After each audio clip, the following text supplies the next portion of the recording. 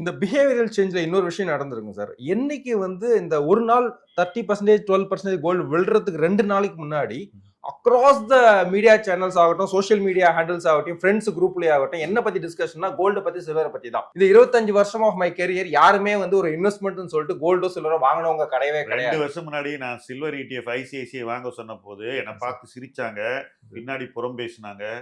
அப்புறம் வந்து இதை போய் எதுக்கு விற்கணும்னு நிறைய பேர் சொன்னாங்க. எல்லாருமே பாத்தீங்கன்னா நீங்க சொல்ற 2 நாள்ல வாட்ஸ்அப்ல டெய்லி மணிக்கு ஒரு தடவை இதை பத்தி பேசிக்கிட்டு வாங்க வாங்க நானும் சொல்லிட்டே பொறுமையா இருந்தேன் சார். நான் பார்த்துட்டே வந்து இருந்தேன். பொறுமையா சொன்னதுதான் இங்க சார். நான் வந்து ஆபீஸ்ல வந்து விருன்னு சொல்றேன். ஏன்னா வெளியே வாட்ஸ்அப் குரூப்ல பார்த்தா எல்லாரும் வாங்க வாங்கன்னு சொல்றாங்க. நீங்க சொல்றதை நம்ம கவனிச்சோம்.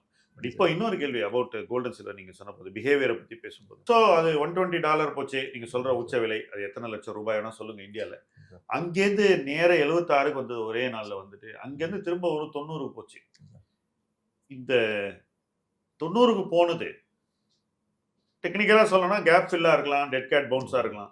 90ல போய் மறுபடியும் போய் நிறைய பேர் விழுந்துருக்காங்க. இது எல்லாமே வந்து ஒரு ஒரு இன்வெஸ்ட்மெண்ட் இருக்கக்கூடிய ரிஸ்கை யோசிக்காம பண்ற விஷயமா தான் நான் பாக்குறேன். நீங்க அதை எப்படி பாக்குறீங்க? ஸோ இது வந்து ஒரு ஒரு பயங்கரமான என்ன சொல்றது, ஒரு பேராசையின் வெளிப்பாடாக தான் சார் பார்க்குறோம். ஏன்னா எல்லாருமே என்ன பண்றாங்கன்னா, இன்னைக்கு ₹1 போட்டால் நாளைக்கு ₹2 ஆகுதா, ₹3 அதுதான் பார்க்குறாங்க. யாருமே வந்து இந்த long term averages of 10 to 12% நம்ம காம்பவுண்டிங்ல கிடைக்குதான்ற பத்தி யோசனை கிடையவே கிடையாது.